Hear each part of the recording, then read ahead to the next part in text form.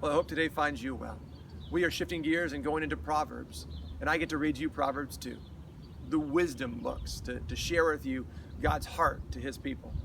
Behind me is Porterville College, the Porterville College, a place where it's a symbol of a place where you find knowledge, right? A place of learning, a place that we go to gain wisdom. And I don't know where you gain your wisdom, but these are great locations. But the Word of God is also an amazing place to find wisdom. And the book of Proverbs is a place we can begin to do that as well. There's lots of Proverbs, not just in the Bible, but I found a few for you.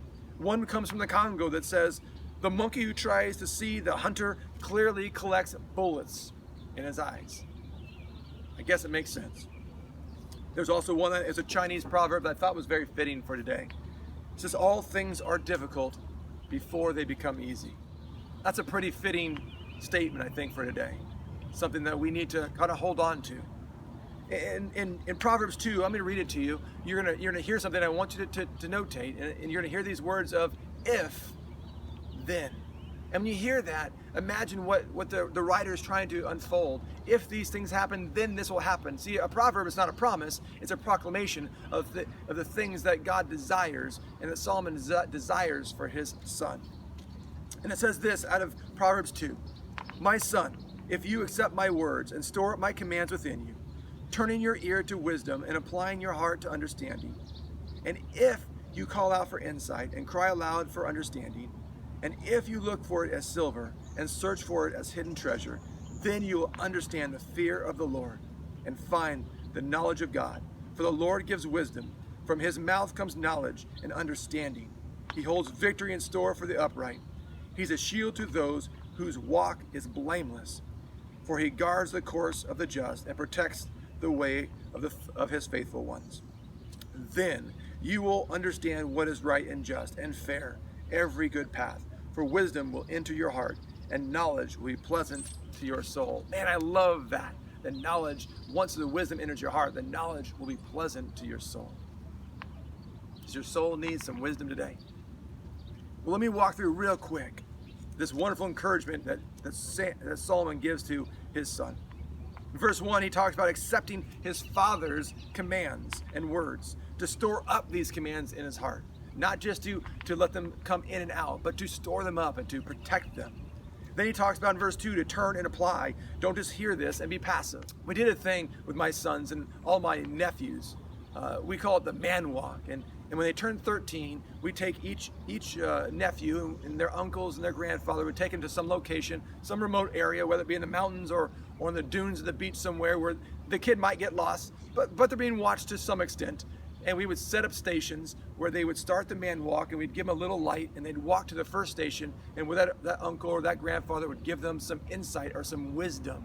And then they'd pass them on to the next man in their life, this adult that has shaped them in their life.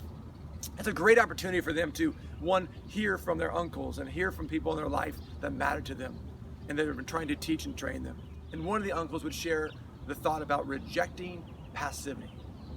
Rejecting just being numb to the world, rejecting not being involved, but when you see injustice, when you see something, to step in and do something about it. You see the heart of Solomon to his son, he wants him to reject passivity. When he hears these commandments and he hears this information and he hears this wisdom, don't just take it and leave it, but then it talks about to call out and to cry aloud for these gifts. In verse 4, it talks about desire this wisdom. More than earthly treasure, more than silver or gold, desire it. The word, actually, you look into it deeply, it talks about like hunt after it. Go and seek after this wisdom, because it will change everything about your life. And then in verse 5 through 7, he says, "Then, if you do these things, turn and apply, call out and cry aloud, desire, hunt, then God will be our shield." Then you'll understand, and your heart will be transformed into one that seeks after God's heart. You see, understanding, I've heard, is a lot of like raw knowledge, and that's great to have understanding. But there's a difference of wisdom. Wisdom, you begin to see into things, see into people, see into situations. You can discern things different. Wisdom is a different understanding than just knowledge. It's not just facts. It's seeing things in a different perspective. In fact, it's seeing things in God's perspective. then you will understand what is right and just. Not how you define it, but how God defines it. And when you understand God's heart, for wisdom will enter your heart and knowledge will be pleasant to your soul, then all of a sudden our soul begins to be transformed. See, the knowledge, the wisdom is just not about us knowing more things or more facts. Wisdom, as Solomon tells his son, is about understanding God's heart. And the more we understand God's heart, the more our heart gets transformed. The more we see things much differently. We look at things not through our lens, but through the lens of Jesus. God bless you today, and hope you can be transformed by the wisdom of Proverbs. God bless you.